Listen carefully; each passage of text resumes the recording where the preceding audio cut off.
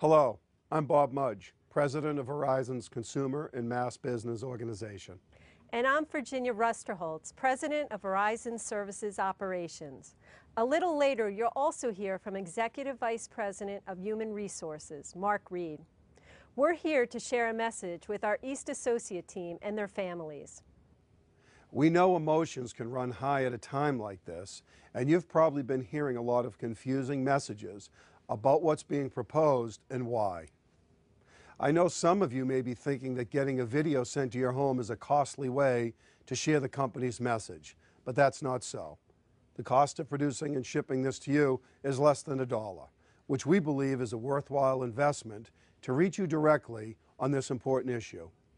You've heard a lot about how Verizon supposedly is trying to destroy middle-class jobs. In fact, the opposite is true.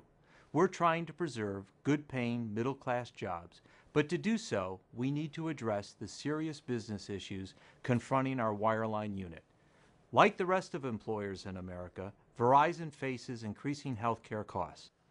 We spent approximately $1.7 billion last year on healthcare coverage for employees, retirees, and dependents, covered by the East contracts. The plans available to you are by far the most expensive in the company. Just look at how much the average U.S. worker contributes to their own healthcare premium compared to East Associates. On average, U.S. workers contribute more than $4,000 toward the premium for family coverage, while our East Associates currently pay nothing toward their premium.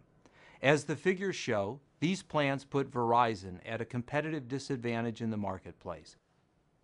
This jeopardizes the future growth and success of the company and ultimately the ability to maintain and grow high-quality jobs that are among the best in the industry. Provide access to free preventative screenings and wellness exams, protect those with a chronic illness, and offer a safety net to those facing the potential devastating financial effects of a catastrophic illness. In addition, Congress has said that health care plans they deem to be overly generous, so-called Cadillac plans, are subject to an excise tax enacted in the Patient Protection and Affordable Care Act. If East Associates and retiree health care plans remain unchanged, they will exceed the excise threshold and qualify as Cadillac plans.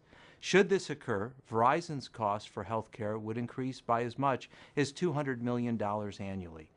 Beyond getting our costs in line, we also have to reform our rigid work rules so we can be more flexible and quicker on our feet, as we are when we respond to natural disasters. And we have to keep improving the quality of the customer experience. That means we can't allow outdated practices that were negotiated years ago to get in the way of satisfying our customers. Here are some examples of changes we're proposing. We want the ability to share calls among call centers, regardless of geography, which would reduce the time customers spend on hold. We propose sharing work between call centers to prevent the need to transfer our customers. We want sales reps to be able to handle basic tech support functions, things like checking the status of a repair ticket or doing an internet speed test, or allowing tech support reps to handle basic sales requests, like updating a billing address or handling an order for a pay-per-view event. It's silly for us to transfer customers across different work groups when we don't have to.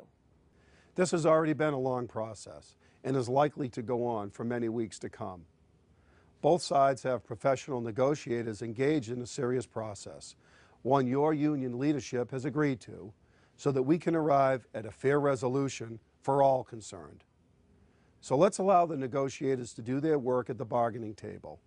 Our job, yours and mine, is to deliver quality service to customers. You've recently worked through a hurricane, floods, even an earthquake, with the tremendous service ethic Verizon is known for.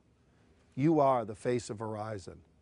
I ask that you keep on delivering for our customers and trust that the collective bargaining process will produce a contract that fairly balances the needs of Verizon with those of you and your family. We know this isn't easy, but you're not in this alone.